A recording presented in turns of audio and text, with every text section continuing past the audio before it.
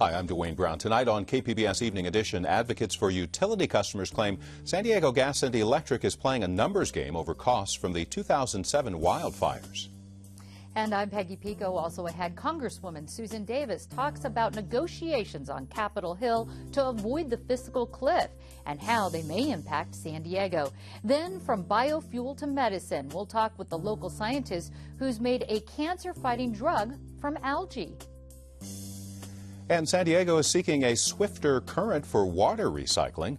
KPBS Evening Edition starts now.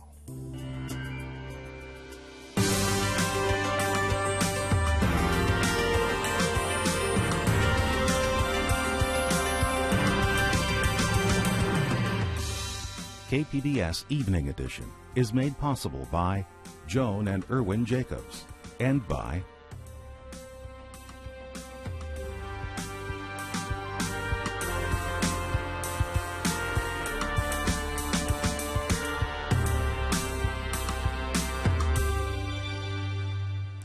Hello, good evening. Thanks for joining us. Still no progress tonight in steering the nation away from the so-called fiscal cliff, a set of mandatory spending cuts and tax increases set to go into effect in January if Congress fails to act. President Obama refuses to accept a deal without more taxes for the wealthy, but says he is willing to compromise on some things. So when you put it all together, what you need is a package that keeps taxes where they are for middle-class families. We make some tough spending cuts on things that we don't need, and then we ask the wealthiest Americans to pay a slightly higher tax rate. Now, without an agreement, automatic spending cuts would start in January. A recent report from National University says San Diego's economy will suffer if the cuts take place. Peggy Pico talks with Congresswoman Susan Davis about what's being done to avoid going over the cliff. The fiscal cliff is a catchphrase that refers to the economic fallout that is likely to result from the expiration of Bush-era tax and spending cuts at the end of this year. Joining me to talk about the impact here in San Diego and what's being done on Capitol Hill to avoid the cliff is Congresswoman Susan Davis, representing San Diego's 53rd District, and Eric Bruvald, president of National University System Institute for Policy Research. Thank you both for joining me. Good to be with you. Thank you. Congressman Davis, what programs are at risk from this fiscal cliff? I think everything is really on the table. I mean, that's one of the basics of what we're trying to talk about here, that we do have some spending cuts that we have to look at. We also have some revenue increases. We're never going to get to where we want to go if we don't do both. So specifically, you can basically say everything is there. Okay, Medicare, taxes on the wealthy, job, payroll taxes, those sorts of things. That's right. That's right. That's the big picture. And I think there's an opportunity in many ways to do something that really celebrates our middle class and makes certain that they are not vulnerable at this period. At the same time, we want to be careful and ensure that we can sustain fiscal growth into the future, and that's going to be very important to do. Okay, and Eric, you did some reports and some statistics. You ran some numbers. Tell us about, if we went over this fiscal cliff, how much money are we talking in San Diego, and how many jobs? So if we go over the cliff and it lasts for the entire year, we're looking at somewhere between a 4.3 to 5.9 billion with a B, impact here on San Diego County. And to put that in jobs, that's about a $40,000 loss in employment here in the region, about what we've made up since the bottom of the recession. So it's a significantly, it would be a significant economic impact, and why it's so important for us to get a framework deal put in place in Washington over the next 2 weeks. I want to, before we go too much further, let viewers know that we did invite all three Republican representatives here from San Diego, but none of them were able to join us today. So going from there, Susan, how are negotiations going in Washington right now? Are people considering all their options? The basic people right now who are negotiating are actually the President, President Obama, and Speaker Boehner. It looks like they are probably going to make some of those initial decisions. It's a balance that we're looking at. We're hopeful that that's what they might decide on in the next 2 weeks. And then I think part of this negotiation is really a framework that we go forward with. There are so many moving parts here, and it's going to be impossible to get them all. But I think what people want to know is that the Congress can work together, and they can make certain that we protect the middle class and move forward and make sure that we can sustain growth in the future. And to do that, I think we're going to have to agree that there are enough money in the pot so we don't have to go to sequestration. We don't have to have cuts across the board, both in defense and discretionary and domestic spending. And at the same time, that we have a real plan for moving forward. Well, part of that plan Obama has said is this proposal to tax the wealthiest 2% in the U.S. Is that something you would agree with? I think that that's one thing that we have to do, but how that's done has really not been decided yet. There are tax rates and there are also deductions. And our colleagues are talking about deductions that the wealthiest people would no longer be able to make. I suspect that there may be some combination in here. Let me ask Eric about that. What would that look like? What are the wealthiest 2% in San Diego, having their tax increase? What does that mean in numbers-wise to San Diegans? Well, we took a look at what it would mean to increase those taxes on families that make over $175,000. That's sort of the number that we get from the IRS, and so that's the breakdown. And that would translate somewhere to be around an 8,000 to 9,000 job impact as we take that money out of the economy. Now, it's a much bigger impact if those tax increases fall on a broader segment of the economy, a broader segment of San Diegans. But again, I mean, there would be some consequence to it. We do need to get our fiscal house in order, though, in the United States. So I think that there's going to be some combination of revenue increases and spending cuts moving forward. This has to be my last question, unfortunately. But Congresswoman Davis, what is it like? Do you think a deal is going to be done by the deadline? The deadline is essentially in 2 weeks, and I am very hopeful that they can come forth with this framework. So we don't deal with sequestration. We know that there are going to be a combination of cuts. There are many other issues that have to be dealt with. I'm hopeful that we can do that. All right, there's a whole lot more information on our website, kpbs.org. Thank you both so much for talking with us. Thank you. Ratepayer advocates claim San Diego Gas and Electric may be playing a numbers game. KPBS investigative reporter Amitha Sharma says advocates suspect the utility is deliberately lowering its uninsured 2007 wildfire costs to convince regulators to vote for customer reimbursement for those expenses, but the utility denies it. It's long been reported that SDG&E has gone far over its $1 billion liability insurance limit in settling claims from people who lost homes in the 2007 fires, and that it has at least $1 billion left in uninsured claims. In fact, that's what the company told financial regulators just recently in September. But 2 weeks ago, SDG&E told state regulators in an off-the-record meeting that its most recent balance was $126 million. A company lawyer later said that was a mistake and corrected it and said that the actual balance was $300 million. And SDG&E spokeswoman Stephanie Donovan says that that last figure is correct and it's based on the best and most recent information. However, ratepayer advocates believe the company is using smoke and mirrors. What they're doing is to lower the number so it seems not to be that big of an imposition of new rates, and to establish the principle that they're entitled to the money. And then once they have the principle in place, then they'll come back with the larger number. So these ratepayer advocates believe that SDG&E is lowering the numbers so it doesn't appear to be that big of an imposition on customers, and regulators will then approve it. And once the approval comes, the company will come back with a larger number. I called the Public Utilities Commission hoping to get comment from commissioners, but they did not respond to a request for an interview. San Diego's Lindbergh Field landed a new high-profile guest today. The airport opened a duty-free shop for international travelers. Joining us to talk about the opening is KPBS business and environment reporter Eric Anderson. Is this the first duty-free shop for the airport, Eric? It may seem a bit surprising, but yes, it is. Now, although the region has long had a duty-free shop near the U.S.-Mexico border, airport officials say that the city's international airport finally has enough air traffic to justify a duty-free shop there. You might remember that Japan Airlines just started regular service in and out of Lindbergh Field. There are also flights to London, Mexico, Canada, and a couple of destinations in Central and South America.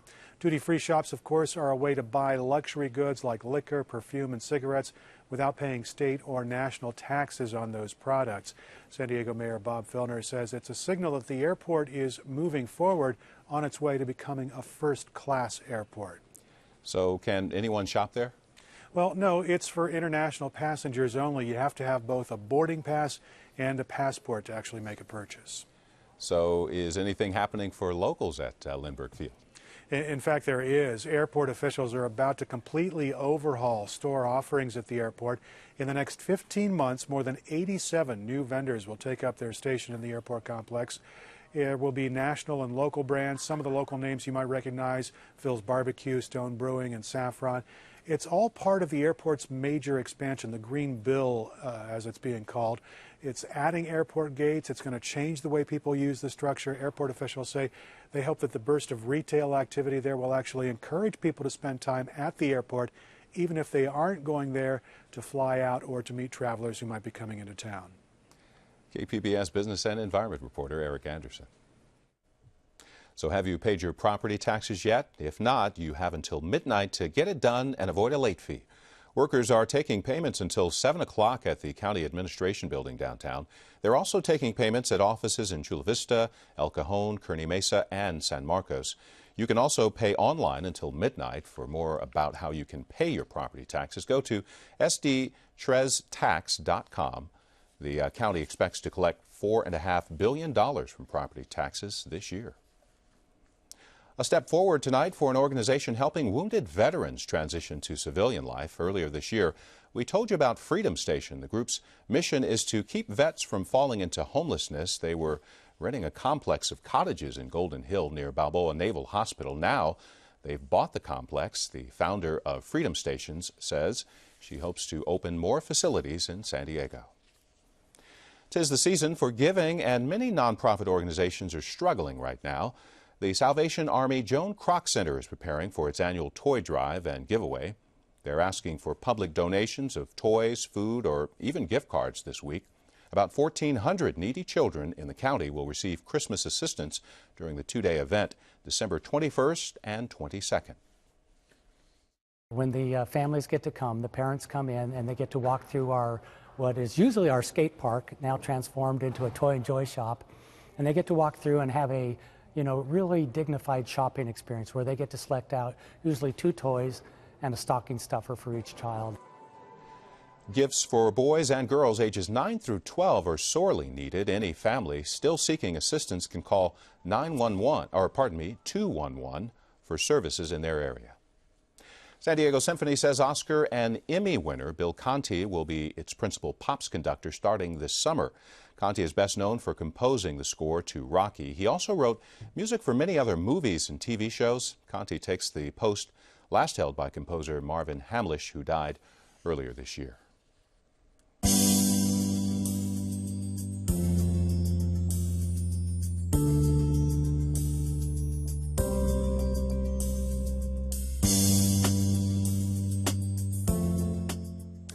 The idea of turning San Diego's sewage into drinkable water hits another milepost next year. That's when we'll see a final report on a test project. Wastewater recycling has been praised and mocked over the past decade, but it's now being taken more seriously as a way to boost water supply and reduce ocean pollution. KPBS reporter Tom Fudge says the mayor and city council will soon decide how to proceed. The Point Loma Wastewater Treatment Plant. This is where up to 200 million gallons of San Diego water comes every day to be treated and pumped into the ocean. But people are starting to imagine another way to handle our wastewater. And this is what it looks like. It's ultra pure water. Marcy Steyer is director of an experimental project for the city of San Diego that purifies the water that has gone down the toilet and down the drain. She says the end product is, if anything, more pure than your tap water. In fact, the whole point of this project is to find a way to turn wastewater into a large, reliable source of potable water for San Diego.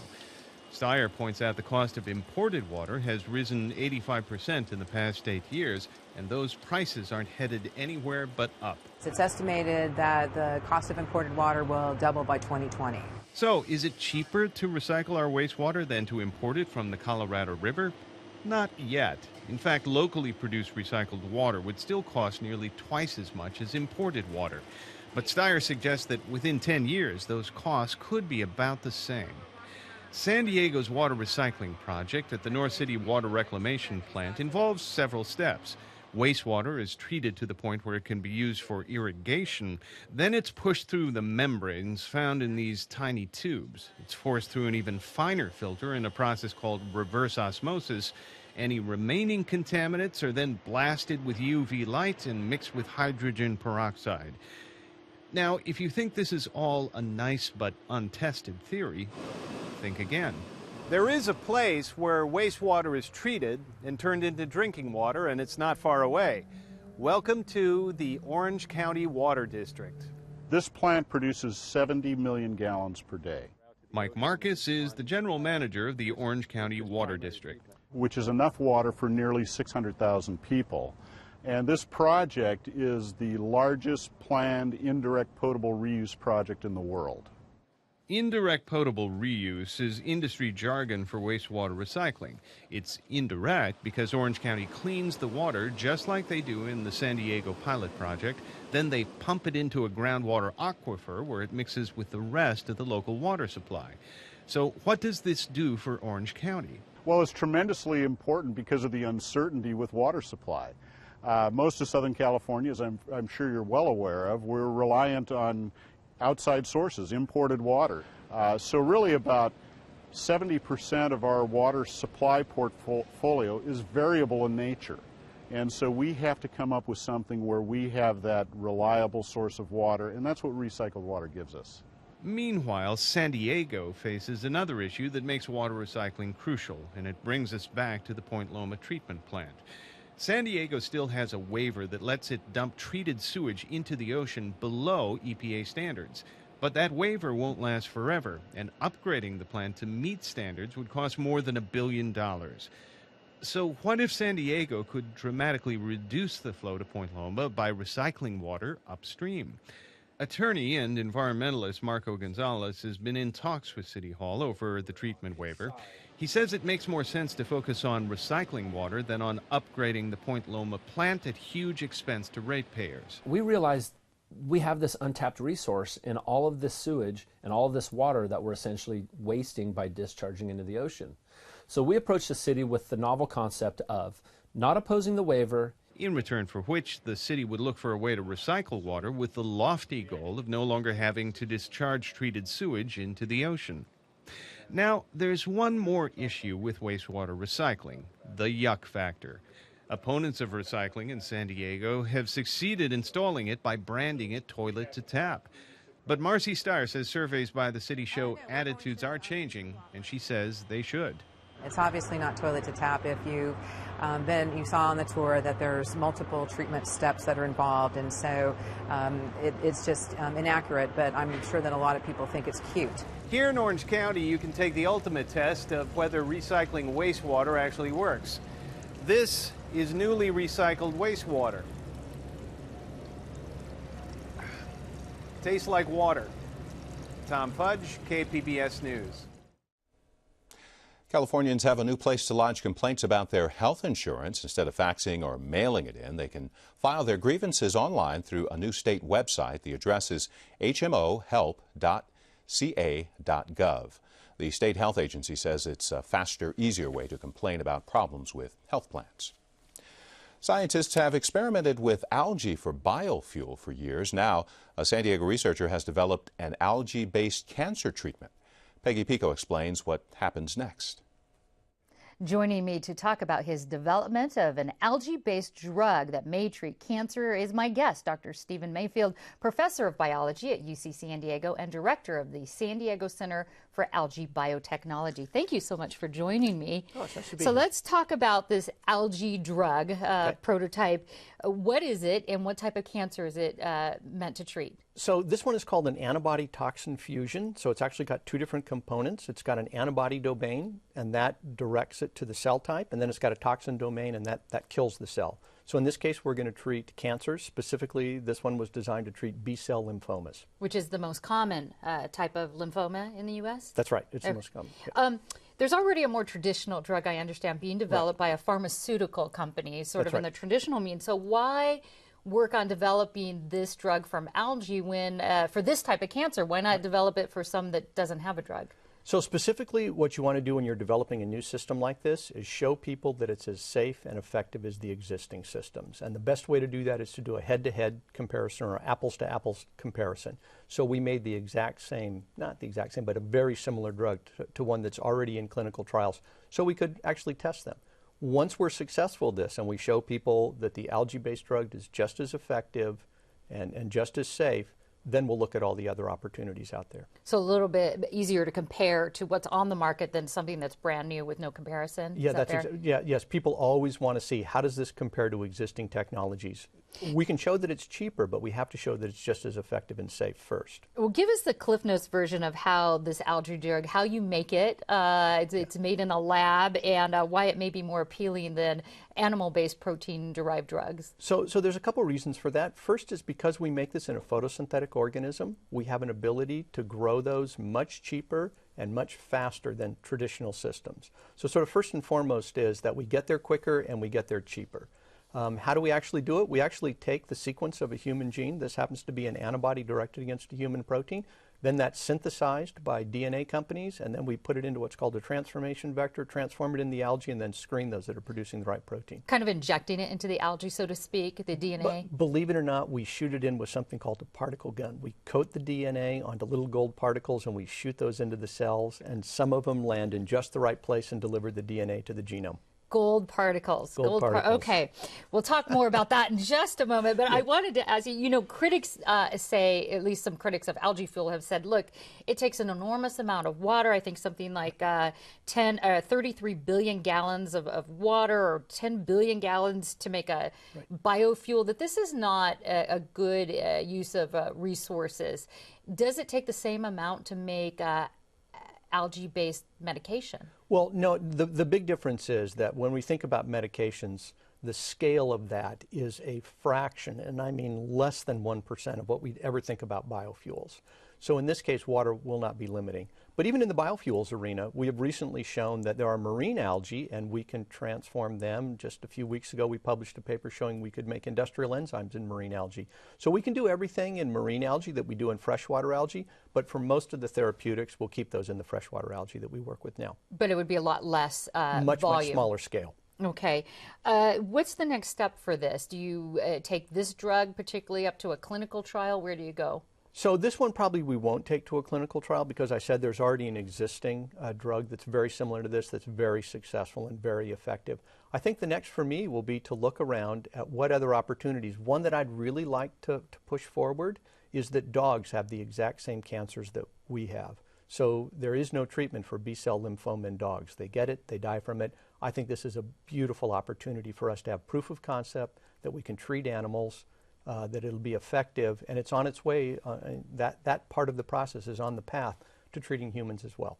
So explain that a little bit closer to me. So you might take this drug and develop it for use in veterinary uses, and then from there progress to human use? Exactly. So the antibody we have now is directed against human cells, and we showed that by implanting human cancer cells in mice, we could treat the mice with this and cure them of the cancer. Now what we'll do is we'll go get an antibody that directs against the same protein, but on canine B-cell lymphomas.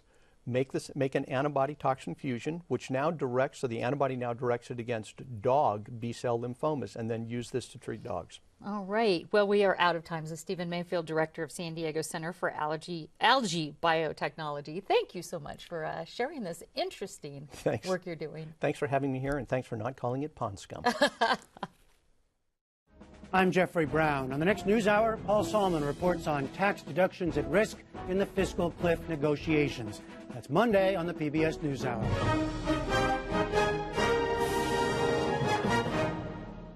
I just got 2 game balls, and we'll give more on Wednesday. Our 2 tackles.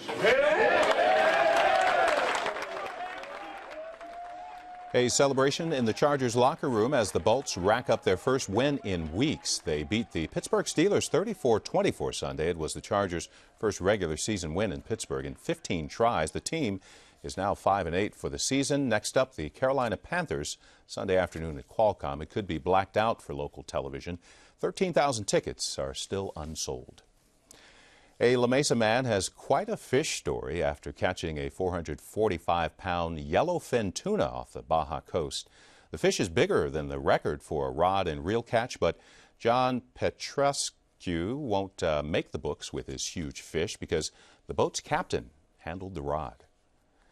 Rain is ahead on our way later this week. A storm is forecast sometime Thursday. It will be cloudy and cool along the coast tomorrow and Wednesday. Inland areas will have a bit of sunshine tomorrow, then a cool down. Clear, cool, and sunny in the mountains tomorrow, then clouds start moving in on Wednesday. The desert will be partly cloudy until the storm rolls in.